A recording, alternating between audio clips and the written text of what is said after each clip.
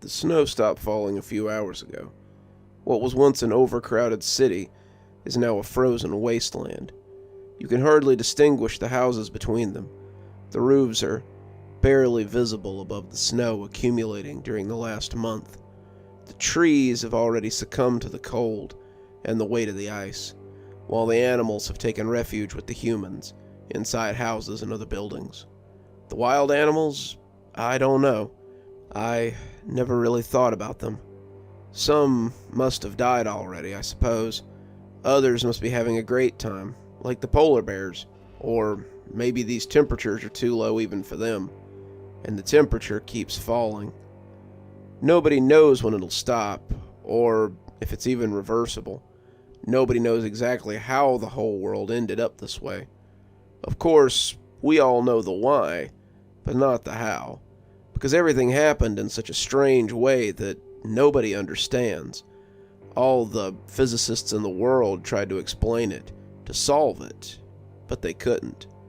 Now the entire population of Earth is in an underground bunker, those that have been built in case of nuclear war. They're the only places with enough insulation to resist low temperatures, at least for a while. Nobody knows exactly how much will survive. Everything will depend on the amount of provisions that each of us saved. I have enough for several years, of course.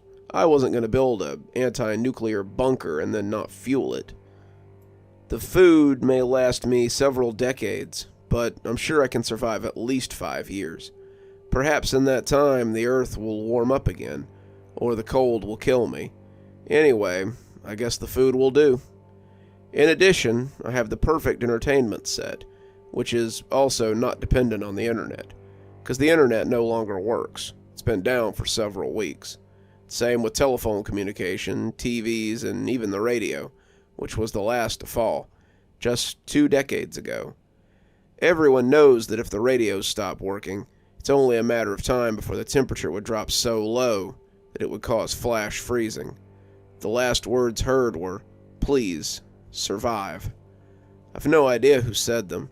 The president maybe, or some scientist trying to encourage himself or others, probably hoping that given the time they have, they'll find some resolution. It was as if he was saying, "Please survive," so someone is there to see that we succeeded. Or, "Please survive so that we don't take the blame for humanity's extinction."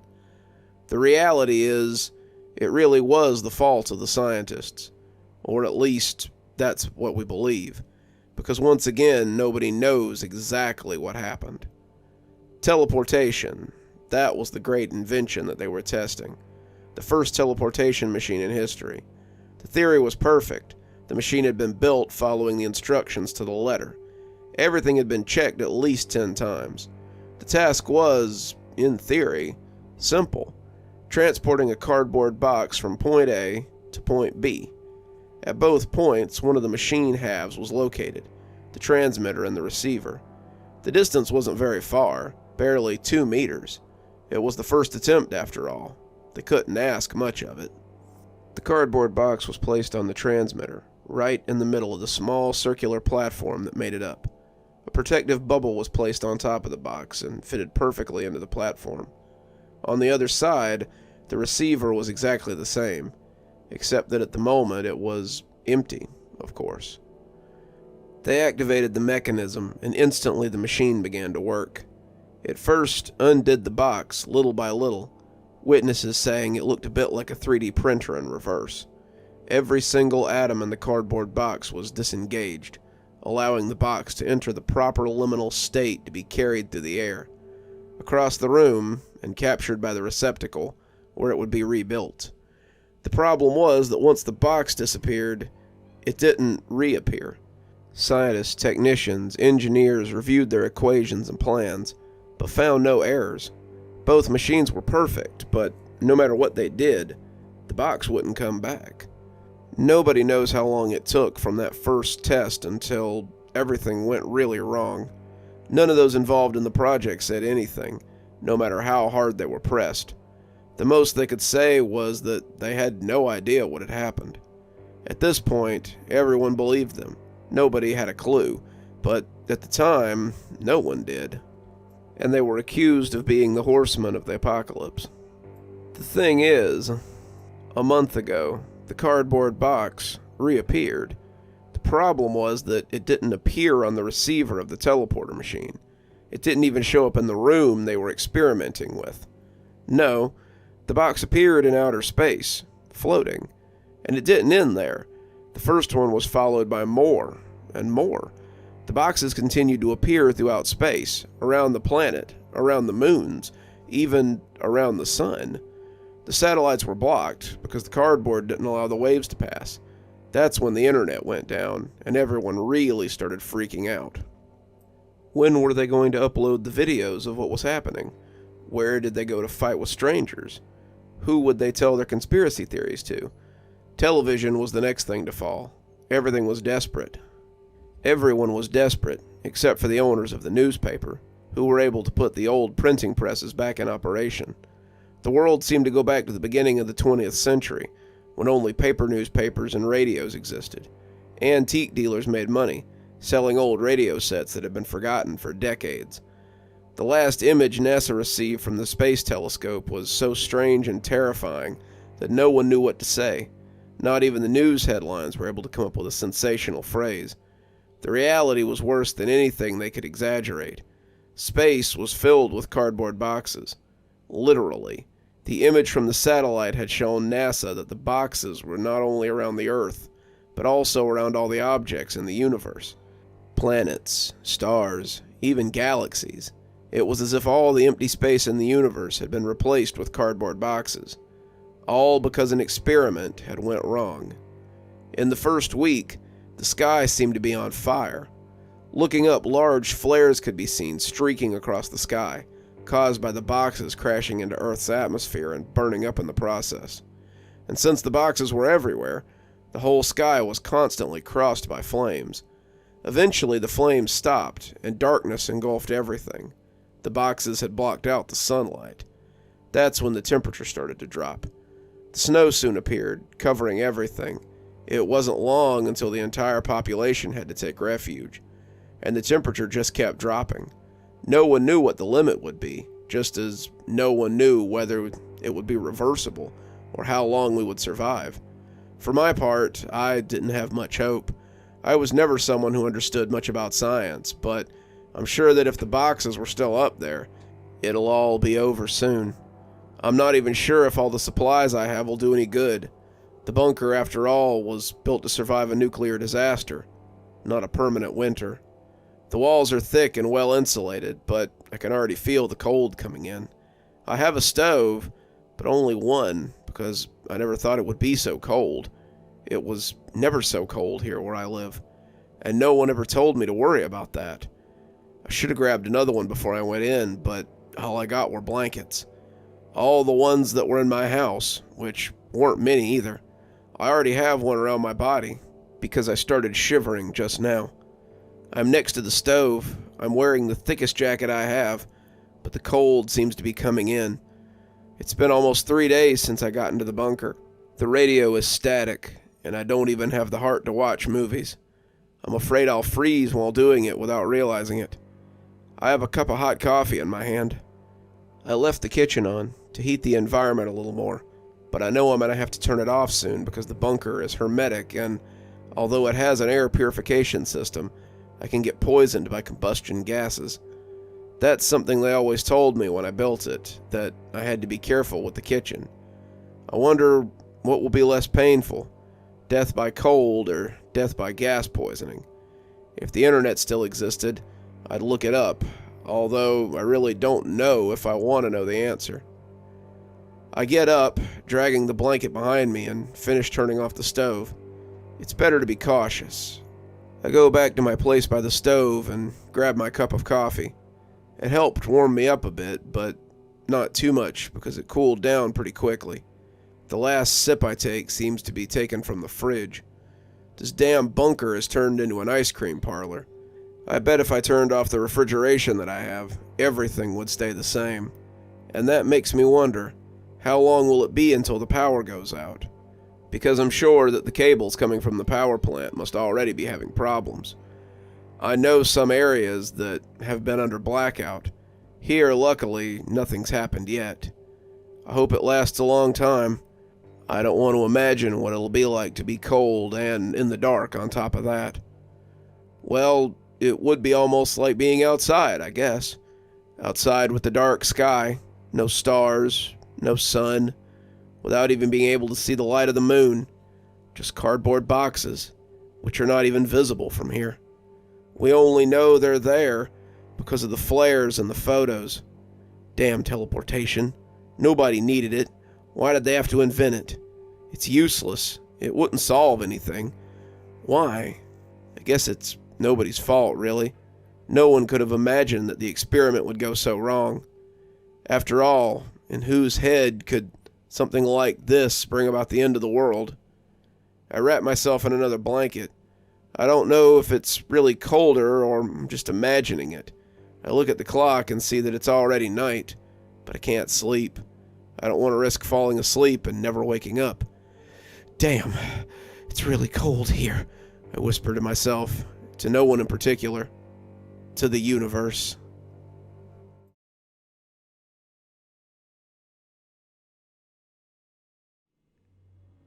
"Come right this way," the doctor said, as I got up from the chair in the waiting room.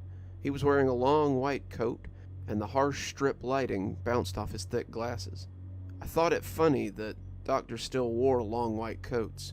It was somewhat cliché in this age, and I found that somewhat peculiar, but I didn't feel compelled to mention his attire.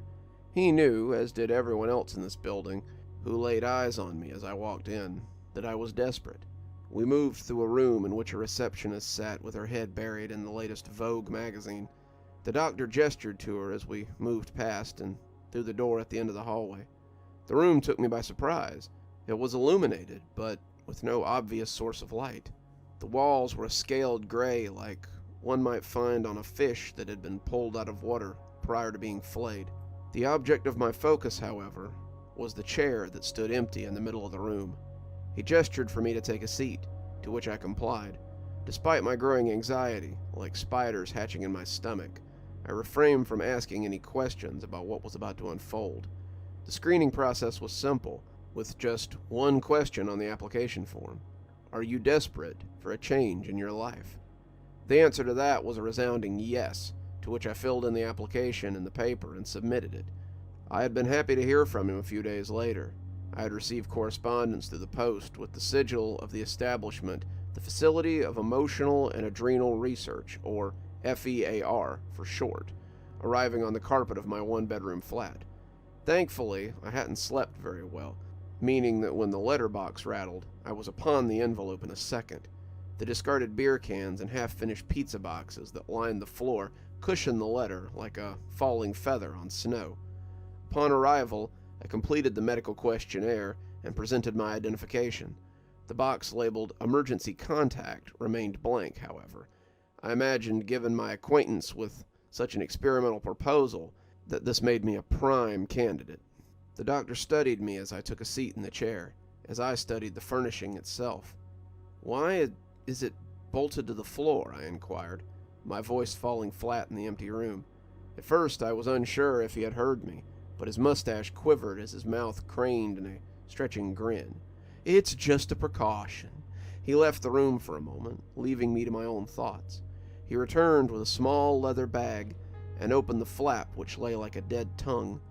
I eyed the dark innards like a mystery box one might find in a fairground attraction, the kind that dared you to place your hand inside its fleshy mouth, if you were brave enough.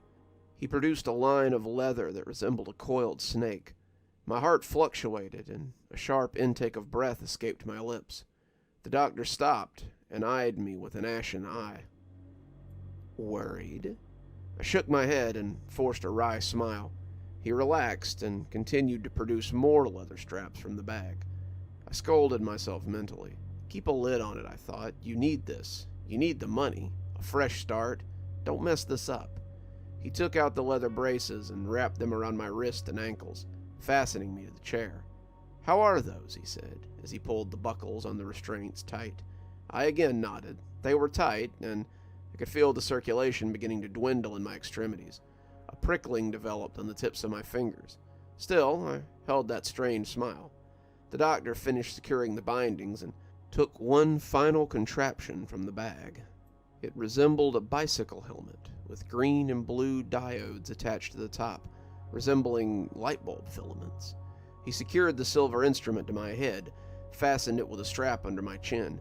He stood back then, marveling at his work. The experiment is simple. It has 3 stages. The first, a count of 30 seconds. Upon completion, you will receive 5,000 pounds. My heartbeat picked up. The second stage, 3 minutes, and you will receive 100,000 pounds. Sweat began to creep along my brow. And the third and final step of the experiment is for 10 minutes, to which you will receive 500,000 pounds. He checked the straps again. How does that sound? I tried to nod, but I couldn't move my neck. Click your fingers if you're happy with that. I did, and he nodded. I'll be in the other room monitoring your heartbeat, your hormone levels, and your brain function. If at any point you wish the experiment to be over, simply click your fingers or shout out for it to stop, and I will shut the machine off.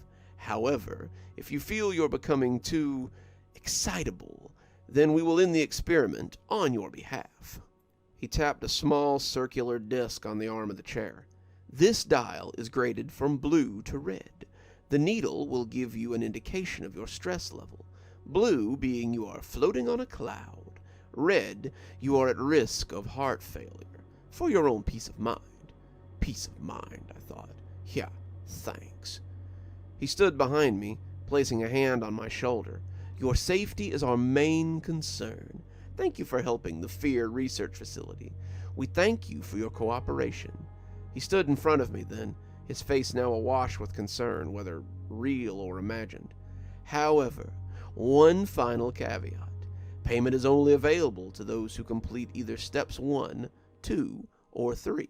If you accept stage 1 and begin stage 2, any ejection from the experiment will result in no money paid out. His tone was serious and grave, like explaining how to tie a harness before you dive off a cliff. You must commit to the completion of the next stage. It's part of the test. A world of excuses and possibilities swam before my mind like black waters filling with hungry sharks. Dare I dive into that snapping abyss and pull myself out before it got too late? The fear in my heart began to swell like a straining balloon filled with septic bile, but I pushed it down to the depths of my stomach. In desperation, it would seem, a man was capable of resorting to self-annihilation. The doctor was waiting for a response, the silence so thick that I could hear my own blood pumping in my body. I'll take your silence as a wish to continue, he said, moving to the door and placing his hands on the handle before turning back to me. Just remember, whatever you see, feel, or hear can't hurt you. With that, he left the room, and the black rectangle on the wall fired into life as a countdown from 30 began. Are you ready to begin? His voice sounded tinny, pushed through a speaker from somewhere unseen. I thought this must be another test, so I remained silent, seeing if he could break my resolve with a form of abandonment anxiety. A drone bellowed out of the speaker, and the counter began. The first thing I felt was a feeling of nausea, but I put it down to my nerves. I could taste the money already, and the new life that came with it.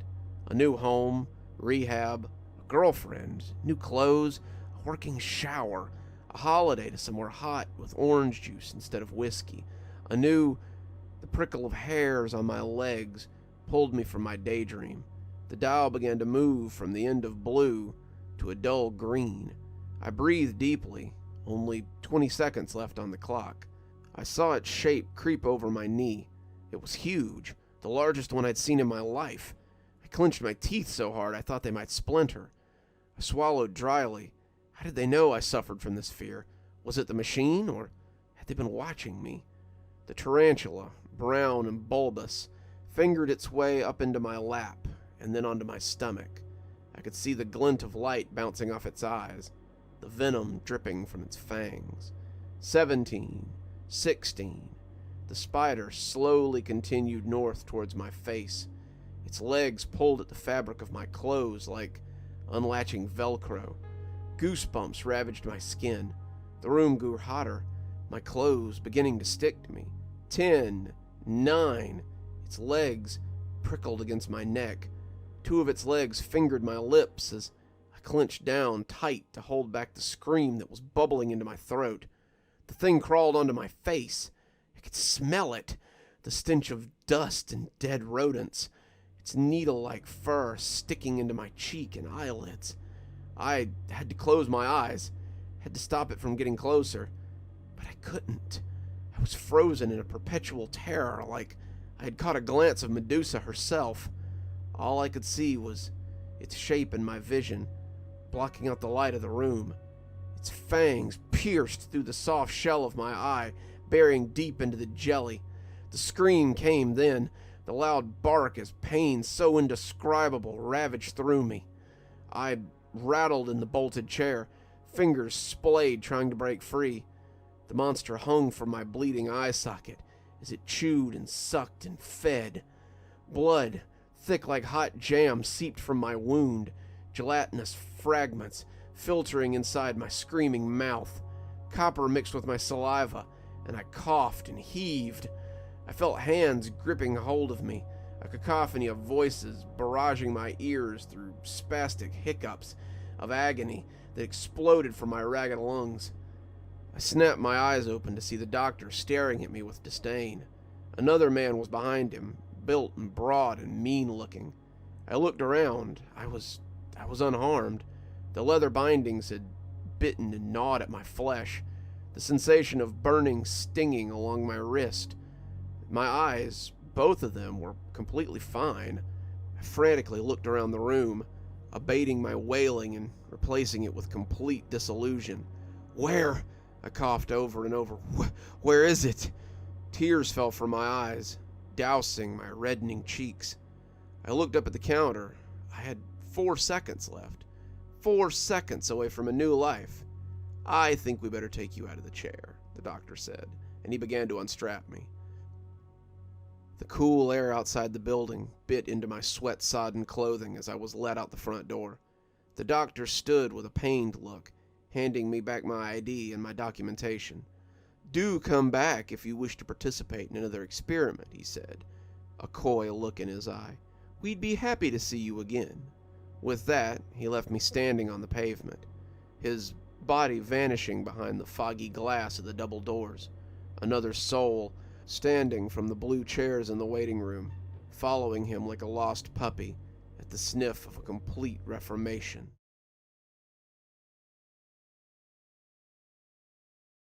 The leaves crunched as I walked along the vast, beautiful forest.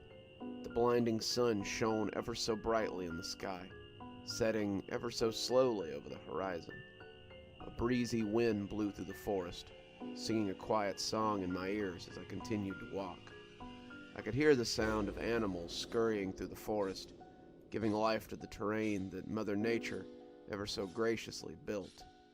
As I navigated my way through the forest, I looked around at all the shady trees as I jumped over all the logs that lay on the ground.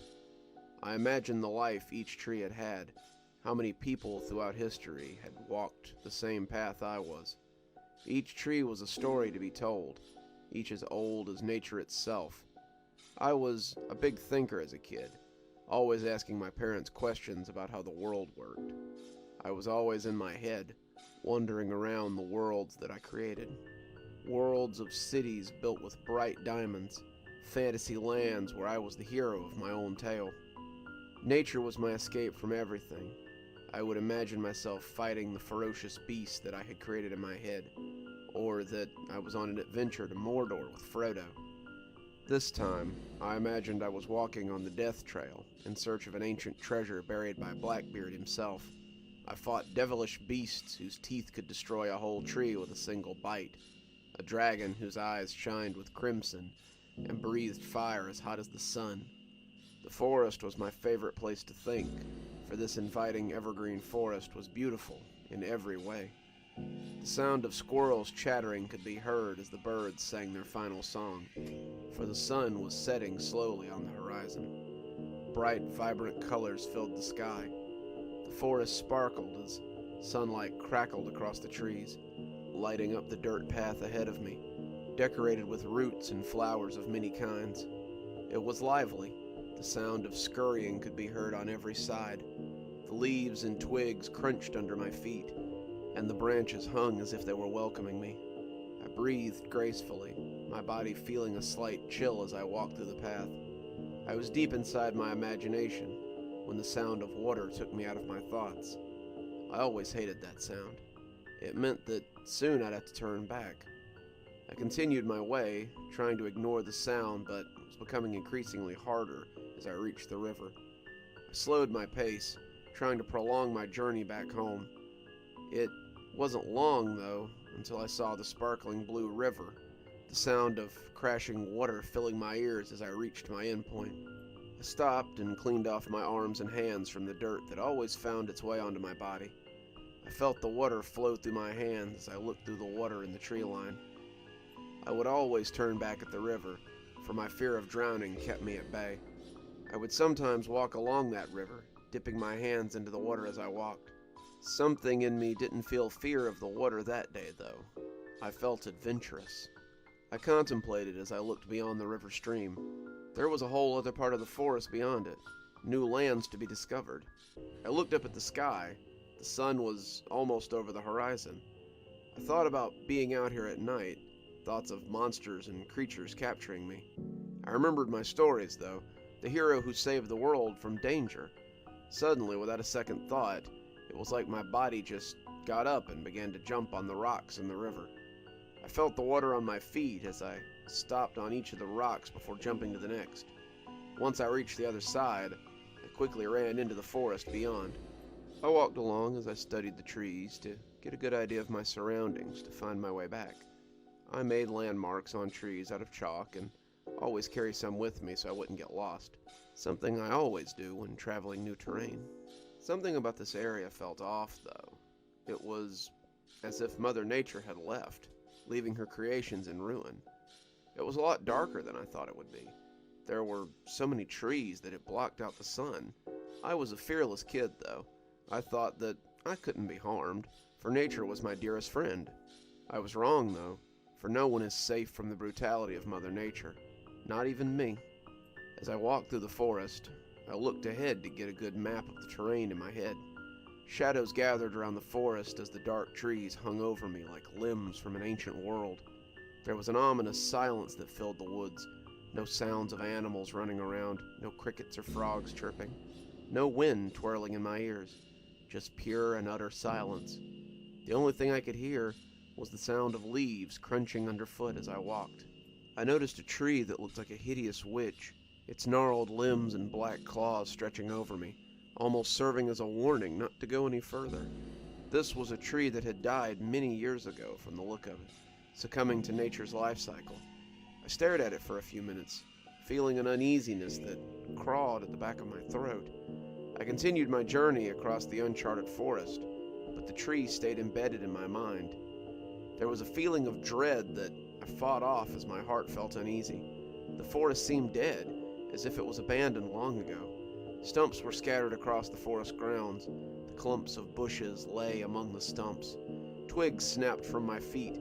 The brown trees were so close to each other, forming a thick canopy. It was barely bright enough for me to see ahead, yet I did not stop. There was a mixture of feelings that I felt I couldn't describe. One thing was for sure, though. It felt as if I was being watched. It was like the trees had eyes of their own and were watching me very closely. My senses widened, my skin tingling. I breathed deeply and listened with great intensity. My instincts were telling me that something was off, a deep feeling that crept over me like a beast. I kept looking behind me to make sure nothing was following me, scanning my surroundings with great efficiency. That's when something caught my eye. Straight ahead, deep in the forest, barely in eyesight, stood a tall, dark figure that peered at me from behind a tree. I was paralyzed in shock, gripped by the sudden strong urge of fear that froze my entire body as I stared at whatever was ahead of me. I couldn't make out any features. It was so dark that I couldn't see the mysterious figure clearly. It felt as though our eyes were locked together, but I couldn't even see its eyes. It felt like it was staring right through my soul. I tried to convince myself it was all in my mind, but everything in me told me otherwise. It just stood there, staring at me. My body couldn't move. I tried to, but my brain had just shut off. As I looked at this creature, everything about it just didn't seem right. Its arms were so long that one of them touched the ground. The other wrapped around the tree. Its head had a weird shape to it, as if it was stretched out. The creature stood incredibly tall. It had to be at least 9 feet. It was skinny, as if it was just pure bones and nothing else. It didn't feel like an animal. It felt like two intelligent beings staring at each other. Somehow it felt even quieter than it had before, silence creeping down my whole body, paralyzing me. Everyone has a fight-or-flight reflex, but in some instances, when a human reaches a new level of fear they've never felt before, they just freeze. You try to move, but it's like you're being gripped by an invisible force, every instinct in you telling you to run, but you just can't. Even though I've fought every monster and beast in my head, when faced with real danger, I didn't fight. All I could feel was fear. Fear of the unknown, the certainty of death. A cold chill filled the air. Even with no wind, it got colder. My body violently shook, legs trembling with pure dread and fear. I felt the thing looking me up and down, as if it were studying me. Neither of us made a single move, as if it too was paralyzed. Sweat dripped down my face. I breathed heavily as a panic attack began to emerge out of the darkening pit of my hell, dragging me down as it threatened to devour me. Suddenly, the creature quickly disappeared behind the tree. The sudden movement caused my brain to snap out of its paralysis, and my legs started moving. It was like my primal instinct kicked in, instincts given to us from our primal ancestors. My mind was racing with thoughts as I wondered what it was I had just seen. I was trying to convince myself that it was just an animal, but everything in me told me that something was not right. I could hear my own heartbeat as it tried to claw its way up my chest. Keep going straight. Soon you should see a large tree that has vines wrapped around it. Once you reach that, turn right, and you should see a tree with white chalk. Keep running towards that until you see the stump that you almost fell over. Make another right and keep going forward, I thought to myself, mapping out the forest in my head. My skills of navigation have never helped me before like this, and I was running and thinking at such a speed that I was hurting both my head and my legs. I started to smell a foul stench, something that smelled like a rotten corpse. It filled the forest, and I nearly gagged once it poured into my nose. A clicking noise surrounded me, fast and animalistic. I started to hear something in the forest running behind me, footsteps sounding heavy and fast. I looked back for a second to see if I could see whatever was chasing me, but all I could see was the dark open forest. I looked back and continued my way towards the river. I weaved my way through the forest quickly, making sharp lefts and rights and turning my way back to safety. My legs felt like they were going to break. My heart was hammering at my chest as my lungs were set ablaze. I listened to the sound of running behind me. The clicking was even closer and louder than before. The smell even stronger and fouler. It, too, knew how to navigate the forest as I did, maybe even better. My skin felt cold as I shook to the point where I almost fell many times, but I always caught myself just in time. Make a sharp right turn once you reach the dead tree. Once you see the rock that stands tall, make a left and keep running straight. It was like my mind was on adrenaline too, thinking at such a pace that I never thought I could before. The running behind me sounded even closer, the stench even stronger.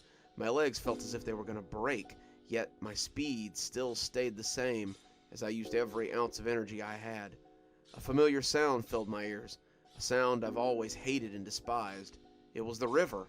It was close. I ignored the pain I felt in my legs and continued to run as whatever was behind me was catching up. My heart was beating like a war drum. I was running off of pure adrenaline at this point. My chest felt as if someone was squeezing my internal organs together, my feet burning from the many blisters I had.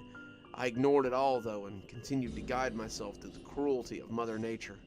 I began to see the river stream. I was approaching it rapidly. My legs felt numb, my lungs on fire as I breathed heavily out of the exhaustion of fear. It sounded like it was only a few feet behind me. I knew that if I didn't reach the river, then it would catch me soon. The clicking sound was basically right in my ear. The stench was so strong that I gagged. I used every ounce of energy I had to run even quicker, ignoring all the pain I felt in my body.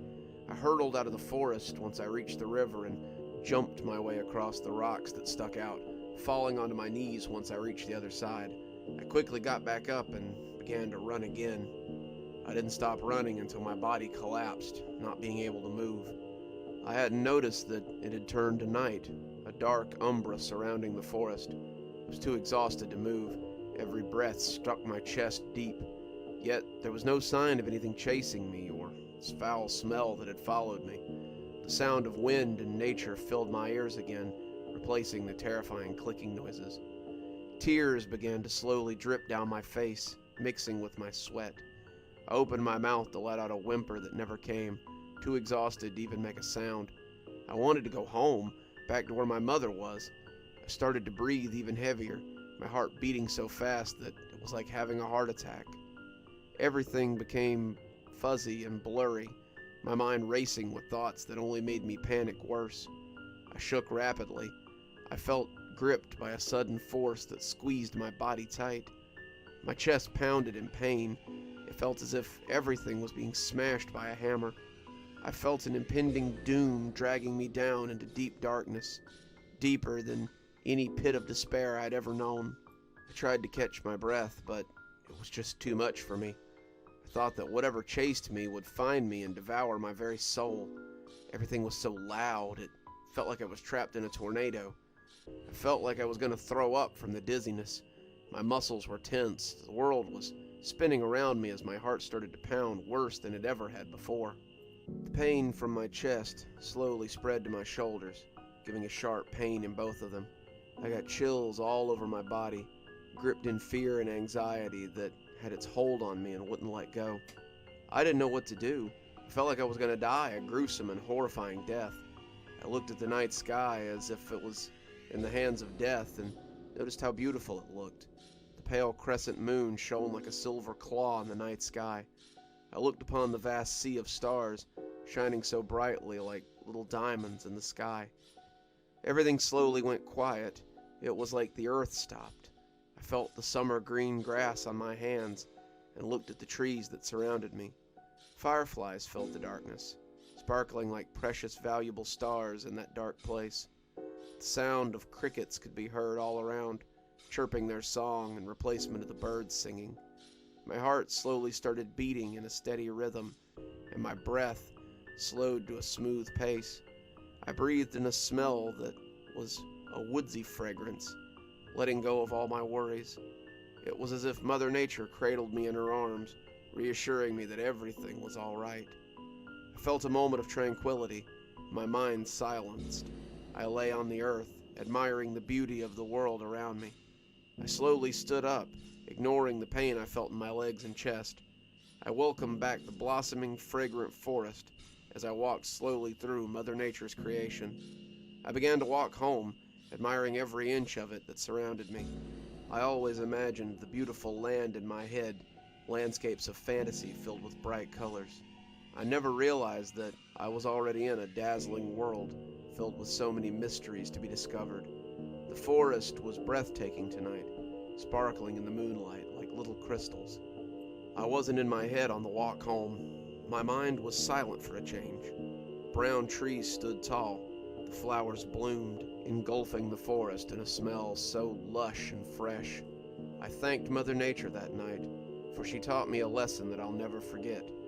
I'm not invincible. I'm no hero or great warrior. I'm just a child.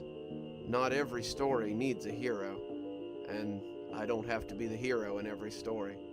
I walked my way home, embracing the forest for the first time.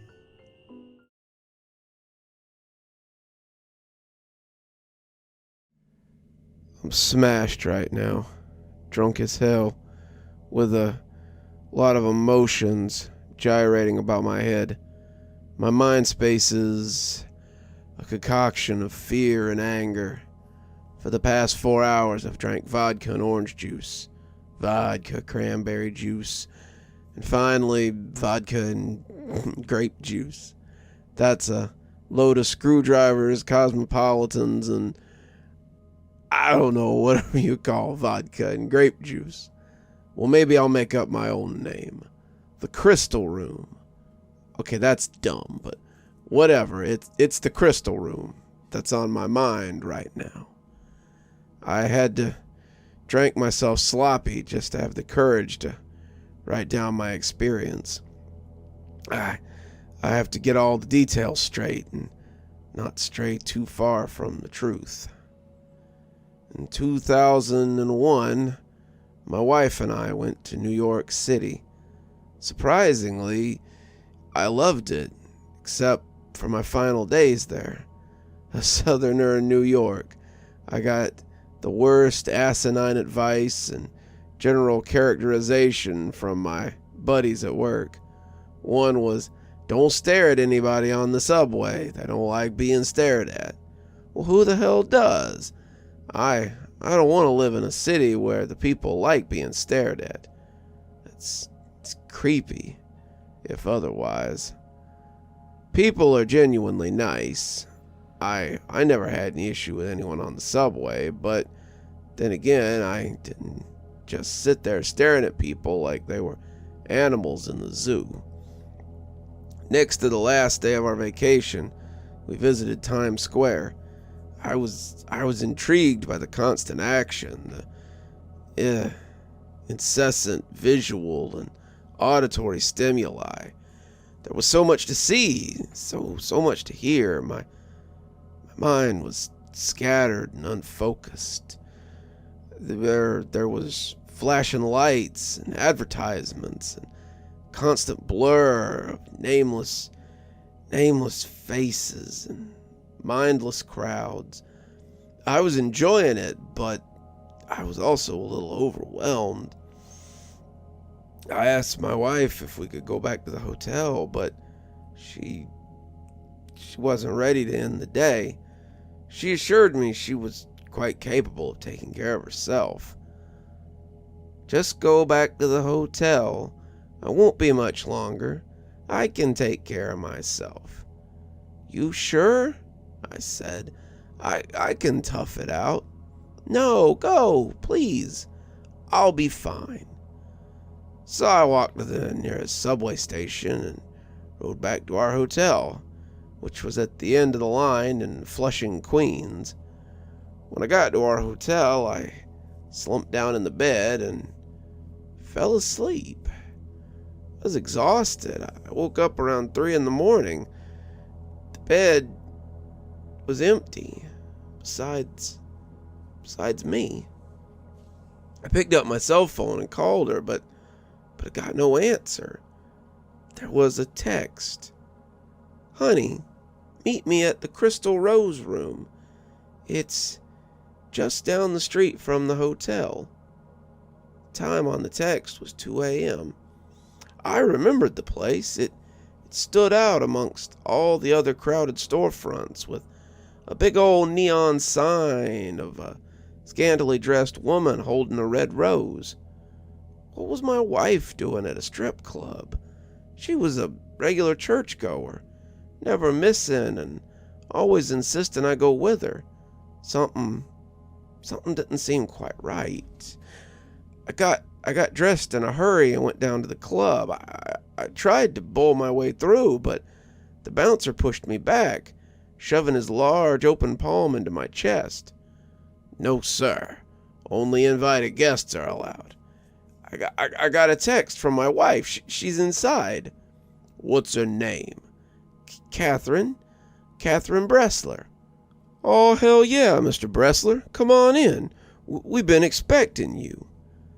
The courteous welcome shocked me, considering that a moment before he was ready to stomp me into the ground. In a flash of a moment, I went from being a nuisance to a highly regarded guest of honor. I walked through the front door and into the past. It was an old-fashioned cabaret with the waitresses dressed in flappers, bearded dresses, and floral headbands. They were all wearing outlandish large pearl necklaces, and there was a pianist playing ragtime music with a boisterous horn assembly. The air was thick with smoke and cheap perfume. My eyes were watering, but I felt eerily comfortable, like this was where I truly belonged. On the center stage, dressed in a tight, short flapper dress, was my wife, Catherine. She was dancing as if in a trance. A man walked up on the stage and started kissing her.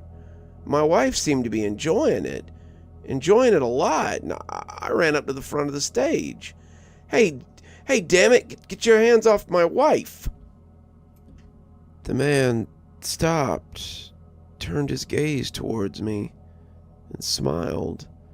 His mouth was full of yellow, jagged teeth, encrusted with thick layers of plaque.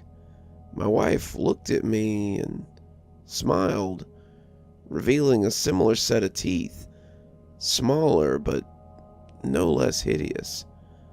I could no longer live a lie. I want my old life back, and I know you will too, she said. Catherine, let's get out of here. This isn't funny. I don't like this. But baby, I do. Two men grabbed me and dragged me to one of the back rooms. They pointed a gun at me and shoved me into a wooden chair. They turned the lights out and walked out of the room. I tried to run and grab the doorknob before they locked it, but I was too late. I heard a mechanical whirring and a pink light overhead was turned on. I couldn't see where the light was coming from, whether it was a lamp or a fixture in the ceiling. It almost seemed mystical, coming from an unknown source. The room now looked like I was inside a diamond with a rigid crystalline structure. There were 1,000 reflections of myself, walking through the many faces of the crystal, independent of my own motion. They were alive in themselves, more than a mere reflection. One of them called out to me, "It's time to come back to your true self." I smiled with an impressive row of sharp teeth, more immaculate, more regal than what the groping stranger my wife had. My reflection stepped out of the crystal and into the plain hardwood floor, progressing slowly towards me with his hands raised, the nails of which were long and sharp. The closer he got, the paler his skin grew. He was dressed in a black suit with a colorless vest and bow tie. Atop his head was a straw boater hat. He grabbed me by the throat, and as his cold, rigid fingers touched me, I had a vision of bygone times filled with murder and debauchery. I killed and drank, lapping up the warm blood, copper-tinged blood of many hapless victims. In my past life I was a monster, a man willing to kill anyone, constantly thirsting for blood, never satisfied. You trapped me here, but I knew Catherine would never stay away. I knew the memories would come back. The thrill and the passion of it all would well up in her soul again. I fought back, pushing him away, but he lunged back at me, grabbing my wrist and bit on the side of my hand. I could feel the pressure of his mouth tightening as he sucked in as much blood as he can. His white skin began to fill with color. I punched at his head, knocking his hat to the ground. "Damn you! That's a nice hat. Don't you fight me. I am who you are, and you are me. There's no escaping." I noticed that now there were many different people, monsters, in the crystals. They were no longer my own reflection. They all looked hideous and weak, trapped in the purgatory by my own better selves. He lunged at me, but this time he flew at me head first. I dodged him, and as he came closer to the opposite wall of the crystal room, he yelled in exasperation, holding his hands out to avoid hitting his head against the wall. His hand was engulfed by that wall, submerged up to the elbow. He was laying on his stomach. "No! Pull me out! Don't do this! Don't you want to be good again? Don't you want to be God again? The power! The power!" I knew what I had to do at that point. He'd revealed too much. I put my hands on his ass and pushed the rest of his body through the crystalline wall. He appeared on the other side of that wall, banging with his fists and pleading me to let him out. "You son of a bitch, you'll be back. You can try to deny what you are, but the thirst and hunger is always there. It might be buried deep, but it's always there. And soon you'll miss your, or should I say, our Catherine." All around the room were trapped souls, damned vampiric souls waiting for their better halves to come to their senses and embrace the darkness that was once an innate part of their existence, boldly committing to the passion of murder and gluttony. They were screeching and hollering for release. I wanted to get out of the room. Visions of who I used to be were displayed across the crystals. I remembered who I was and when I was born. It was over 100 years ago. I thirsted. I hungered. I killed and destroyed families, mostly preying on the weak, and then there she was, Catherine, a murderer, fell in love. I couldn't kill her, even though my stomach felt empty as my hunger was uncontrollable. I bit her, but not to kill, only to bring her into my world with me, forever. She hated me for that, and then I found the rose crystal room.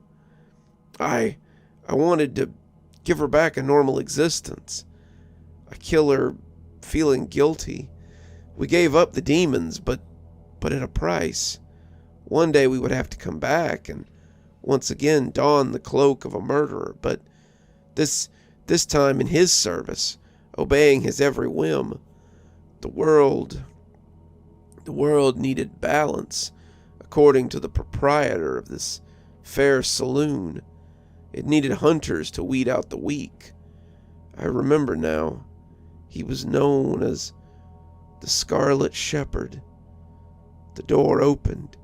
"You're not quite ready, but you've had your time. I'm not erasing your memory. I'm not giving Catherine back either. You belong to me, but I don't want it until you're ready." I looked up to see a thin man in a red suit with a long black tie. He was wearing a black tweed cap and a chain with an upside-down cross. His goons grabbed me by the arms and dragged me out of the room, and in front of Catherine, there on stage with her now was a homeless man, dressed in ragged clothes and smelling like liquor. She looked at me and smiled and buried her teeth in his neck. He struggled, but her grasp was too strong. She drank him dry. He collapsed to the floor. "You made me. You love me. And I know one day you'll come back." I was thrown out onto the street, lonely and without my wife. The shadow of my former self still lives. I left New York with new and old memories. Some I'd hoped I would never discover again. I drink to forget my sins, but mostly to forget Catherine. I tell myself that I killed her years ago, that she never survived, and that I never really ever loved her. But then again, I told you in the beginning that I didn't want to stray too far from the truth. The truth is, I'd kill 1,000,000 souls to have her back again.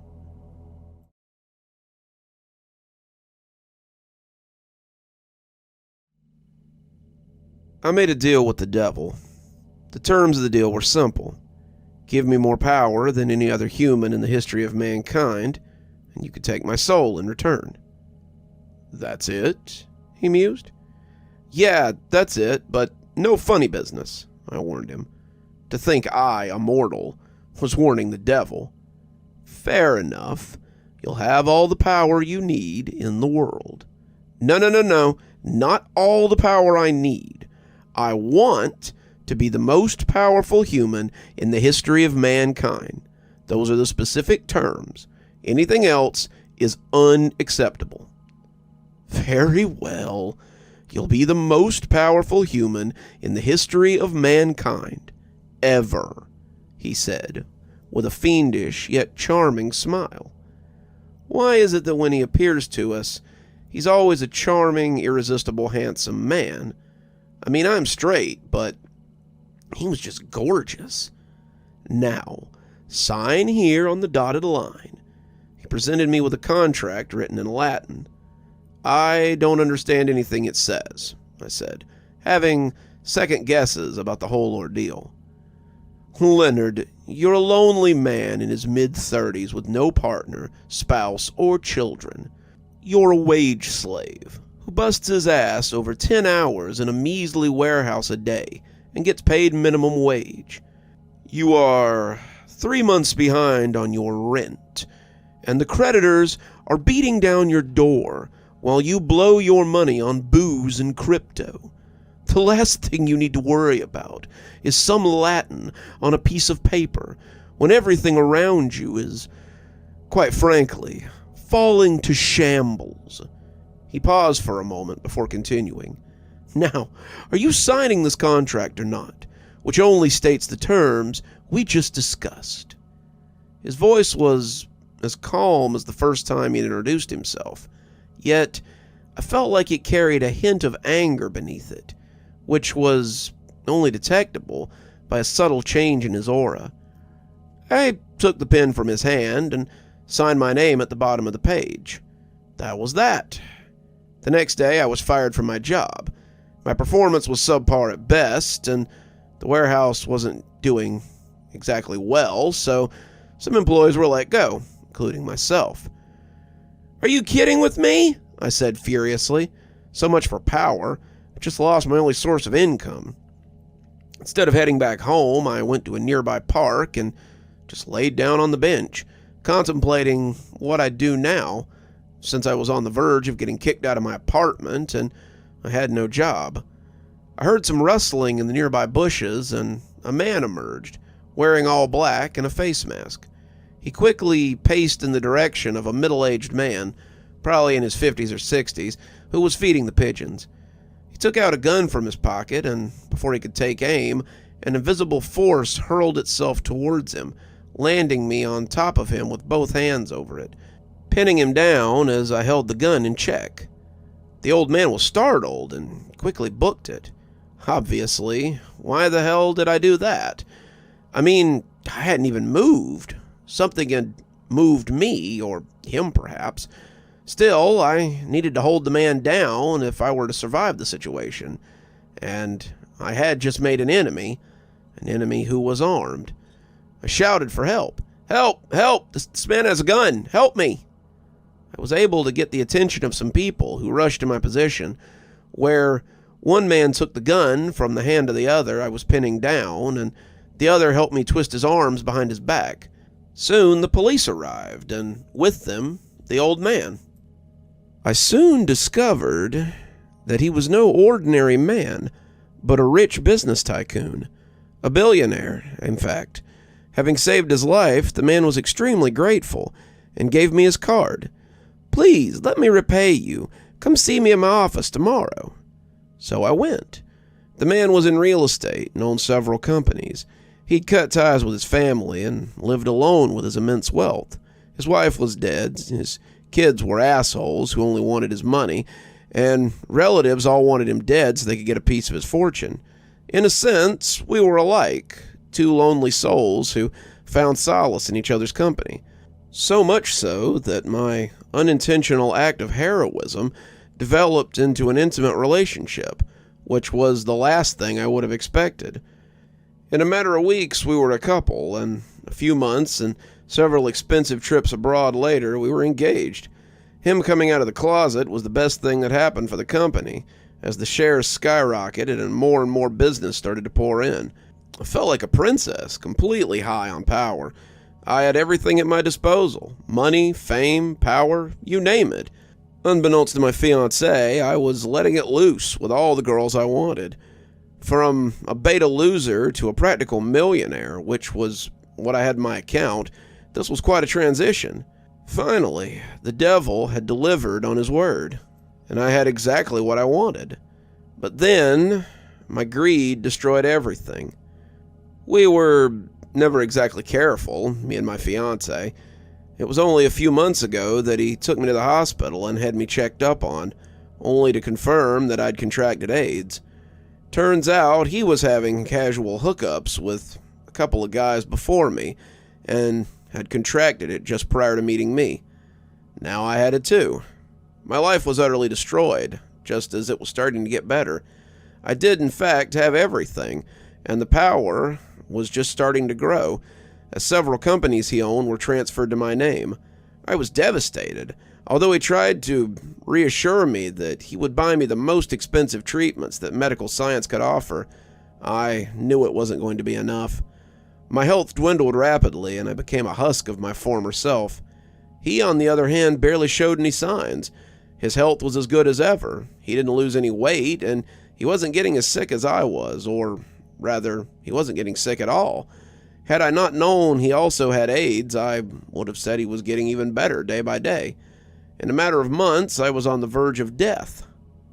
As I lay in my bed, too weak to move, I knew my time had come.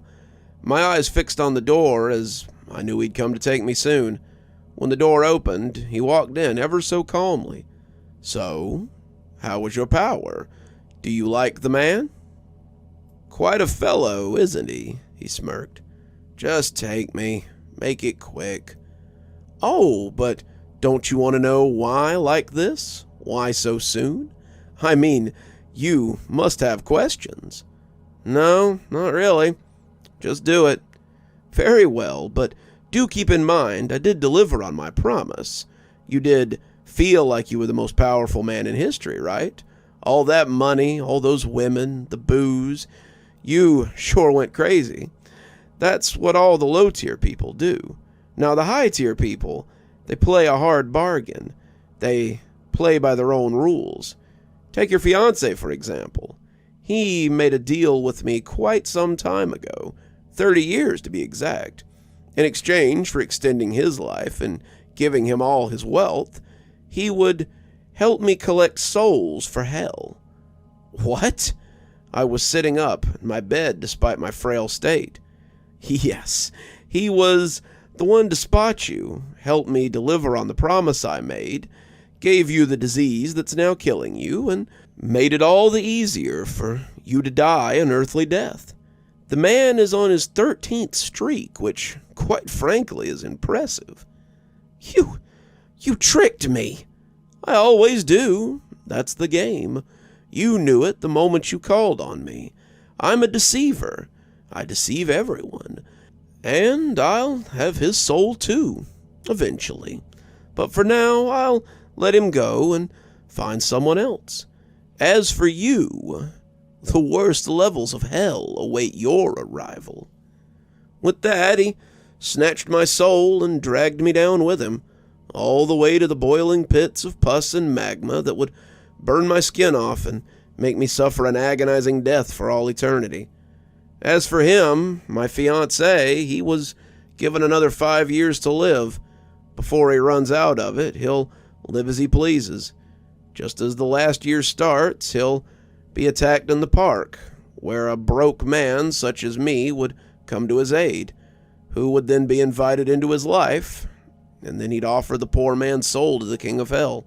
What a vicious cycle, but what a clever cycle, too, I suppose.